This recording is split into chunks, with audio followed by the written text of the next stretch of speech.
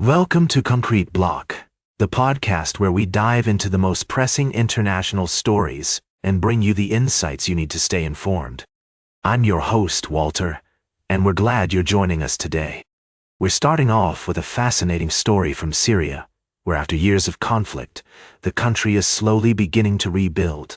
Our guest journalist, Roy Gutman, has been reporting on international affairs for decades and has recently returned from Syria with some remarkable stories of hope and resilience.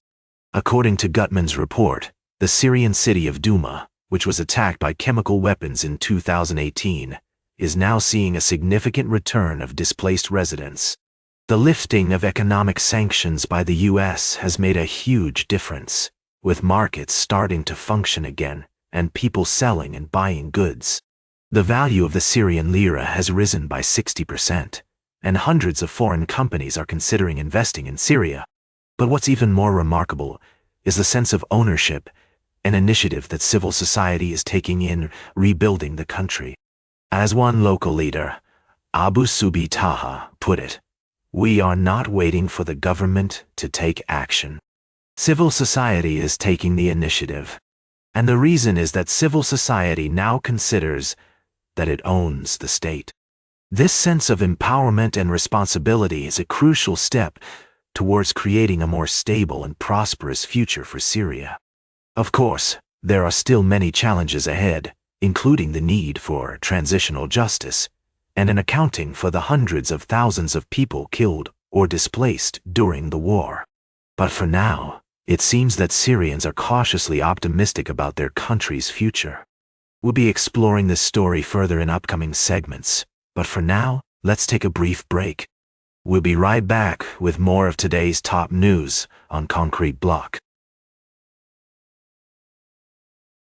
Welcome back to Concrete Block. We're glad you're still with us as we dive into our middle segment. Today, we're exploring a complex and multifaceted issue that has significant implications for global politics. You might have heard about the ongoing situation in Ukraine, but what you might not know is how it's affecting the balance of power between major world players like the United States and Russia. Now, to give you some context, there have been reports suggesting that Russian President Vladimir Putin has ambitions beyond Ukraine, with a long-term goal of rebuilding Russia's influence on the world stage. This has raised concerns among experts and officials about the potential consequences of an emboldened Russia, not just for Europe, but also for the United States. One of the key arguments made by analysts is that if Russia were to gain control of Ukraine, it would not only have access to significant natural resources, a world-class weapons industry, and a strategic location in southeastern Europe, but it would also be in a position to exert economic pressure on European governments. This could potentially lead to pro-Russia policy decisions being made in Europe, which would directly challenge American authority in the region. On the other hand, some argue that the United States has a critical role to play in supporting Ukraine and maintaining its influence in Europe. By providing weapons and support to Ukraine, the US can help ensure that Russia does not achieve its objectives and that the balance of power in the region remains stable. It's worth noting that this is a highly complex issue with multiple perspectives and opinions at play.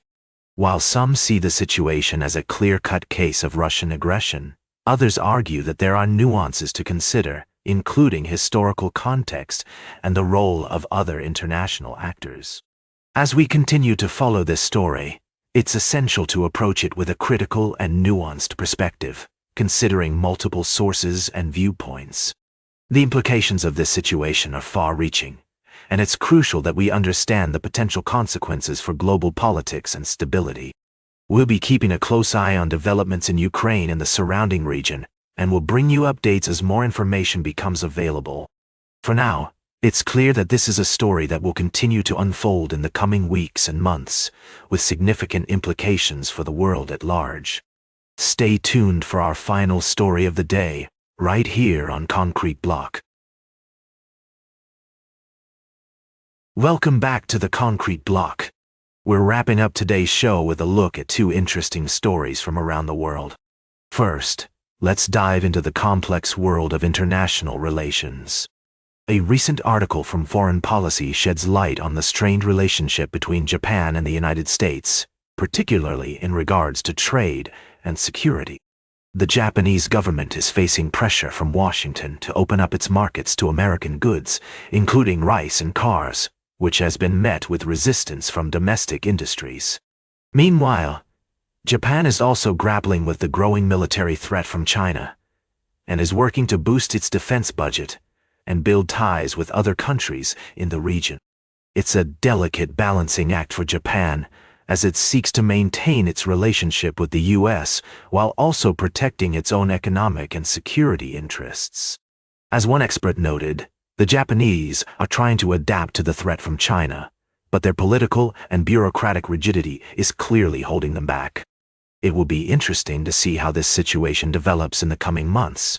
On a lighter note, we'd like to congratulate Goki Fujitani, the sommelier at the Bivelgari Hotel in Tokyo, on being named this year's DB, Asia Tokyo Italian Wine Sommelier. This award recognizes excellence in wine service and knowledge, and Fujitani's achievement is a testament to the high level of expertise in Japan's hospitality industry. That's all for today's Concrete Block. Remember to like, share, and subscribe, and until next time, stay informed.